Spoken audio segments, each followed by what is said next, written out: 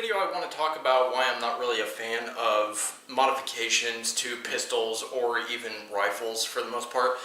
I've had some experience with some modifications, match grade stuff, lightening up triggers, doing little polish jobs here and there, and through my experience it didn't really do me any good. If anything, it actually kind of made things worse down in the long run, as far as like the versatility, my ability to judge a platform and shoot a platform well based off of my previous experience. Now, this is why I typically try to push people towards things like double action, single action pistols, double action only, and get them to learn the concept of it and how to use it, and from a stock setting, really. For a few reasons. Number one, it does help the strength of your trigger finger. It does help you exercise more extreme discipline, and you can cross over to basically anything, a striker-fired pistol, 1911 or whatever. You can take these disciplines with you, and you can learn to get your shots on target, pull the trigger without moving the gun, and it's a lot less of a learning curve, whereas a lot of people start out with things like the Walther PPQ, something with a light trigger, because they pull the trigger really slow, and it's not as big of an issue. And I understand that for a lot of people it's frustrating to have to spend time learning things, but here's the thing.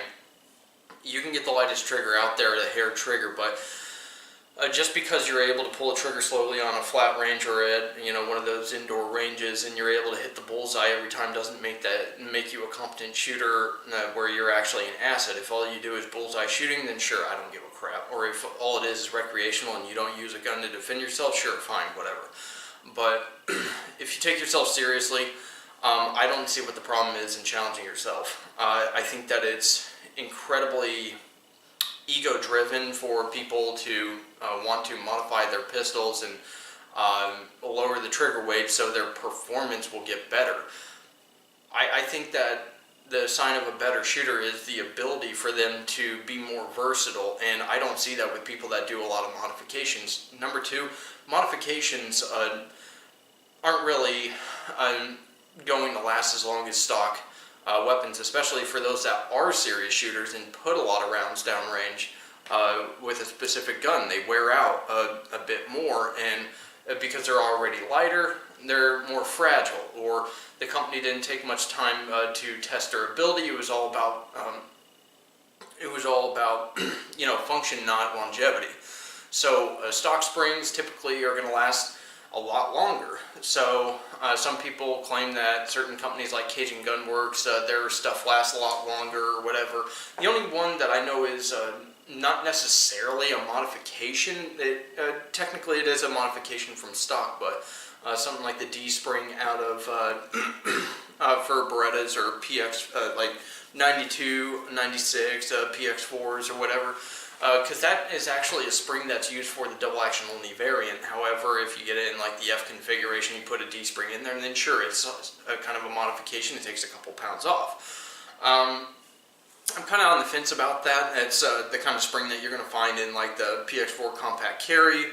The M9A3 has stuff like that. A lot of the Wilson Combat pistols will have that. So it kind of falls on that wall where it's not necessarily a modification. It is made by Beretta. It's going to last a long time. However, when you go outside of things like Beretta, I like Beretta's aftermarket modifications, because typically they vet their own stuff. They make their own stuff to be long-lasting for the most part, depending on what it is. I haven't heard very many good things about some of the steel components for PX4s. But with that being said, that's a whole nother story. So, yeah, durability is an issue for the most part, and I question a lot of these people's claims that they have a million rounds with a trigger return spring from Cajun Gun Works. You're full of shit. I'm just going to say this right now, you're full of shit, because those springs are barely rated for 10,000 rounds, 15,000 rounds maybe, and I'm sorry, but that's just not, we haven't I don't think we've reached that kind of technology. I mean, there's plenty of people that are much more credible who have actually ran their guns. What was it? Todd Green, where he took the Glock 17 and he tested it. It was a Gen 4, and he tested it to, basically to its breaking point, like 60,000 rounds or whatever. Constant breakages, and he had to replace parts, and he still had malfunctions and stuff. And people are like, "Well, I haven't replaced any springs on my Glocks." Blah blah blah blah blah. Well, I know someone around here that loves his M&Ps, and I've been to plenty of training classes, and his striker is weak. Like it often doesn't have enough oomph in it to actually set off a lot of these factory primers. He shoots a lot. And, credit to him, but I believe that some of this stuff is actually aftermarket parts. So, same thing with the rifles, the ARs.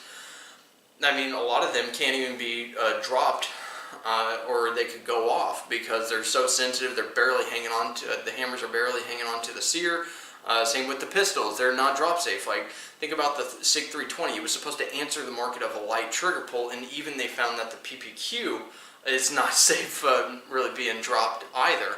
A lot of people, disregard a lot of these issues, but it just goes down to the safety part of it. Like, some people will whine about the PTR 91, how the trigger is just horrendous. Well, you got to realize that it's for a reason. And mil-spec triggers are that way for a reason.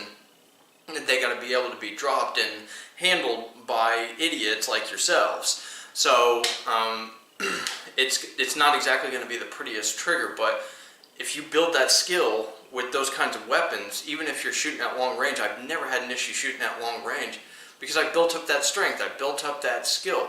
I've actually spent time practicing. And this goes down to another thing. A lot of people say they don't want to have to spend as much time practicing, or it cuts a learning curve. Not really. I mean, you should be practicing anyways, because if you don't spend much time practicing being able to shoot competently with a stock gun that has a little bit of a heavier trigger pull, mastering a double action trigger pull, how to draw and shoot it accurately and quickly, pulling the trigger as fast as you can without moving the gun, then I don't believe that you've actually done your manipulation training enough or anything else, and you probably haven't spent time researching your laws, or even being able to draw your, practicing being able to draw your gun and get your first shot on target. If you're bitching about dry fire and getting good with a certain pistol or whatever, controlling the recoil, then I don't believe that you've actually spent very much time on anything else.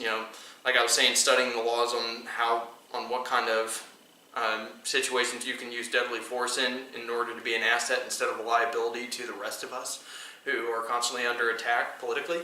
So the next thing is there's a lot of arguments saying, well, someone basically ended his own argument with name one competition shooter or anybody who's in the top tier that doesn't use modifications. And then I was like, who are we talking about in top tier? And it's like, Delta, all these special forces, blah, blah, blah, blah, blah, blah. Well, the problem with that is, number one, when you're bringing up all these different units and all these competition shooters, how do you know they haven't won a lot of matches or become, champions? How do you know that they use modifications? Just because a few of them did doesn't mean that all of them do. And in fact, I know plenty of them that haven't done that. I mean,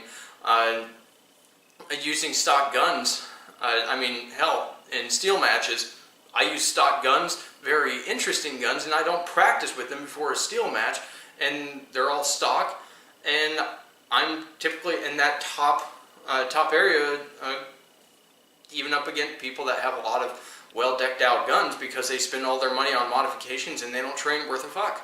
So it's all about skill, it's not about all that stuff. And what kind of advantage does it really give? And here's the thing, if you're going to be bringing up top tier and all these special units or whatever, you might want to know what you're talking about, and if you don't know the criteria that they fall under, and that it's basically just, it's not about, oh, well, we're going to give our guys an edge. No, they're just allowing them to use it. Or they wanted something that fell within a certain regulation. It's not like it automatically made them better shooters. And at what point are these people actually out shooting their gear? I mean, if they get all that time shooting and stuff like that, I don't know very many people that modify their guns and aren't capable of, actually shooting very well. Or, there's plenty of people out there, Mil-Spec Mojo, who is able to pull off some pretty awesome times with unmodified guns. Maybe some of the Berettas would have a D-spring in them or whatever, but for the most part, from what I know, unmodified guns, stock guns. There's plenty of examples out there. Jerry Mitchell, he likes heavier triggers on his revolvers. World's fastest shooter. So when you bring up an argument like that, it kind of shows your intelligence level, your experience level, and it's kind of one of the worst things. It's basically an excuse, the way I see it. It's an excuse. Anybody should be modifying their guns. Everybody should be modifying their guns.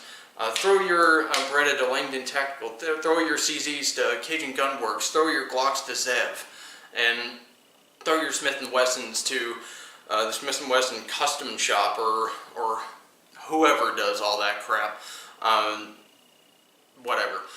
But throw your ARs to Salient Arms or get a Salient Arms thing where it's ultra modified or whatever.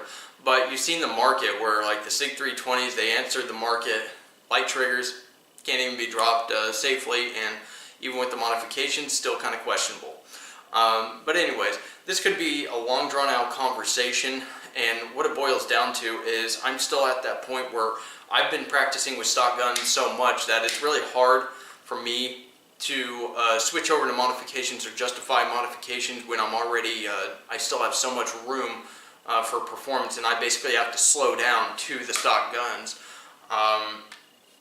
But basically, I'm doing pretty good with the heavier trigger pulls, and sometimes I find that the heavier trigger pulls keep me in check and help me get back on target just in time.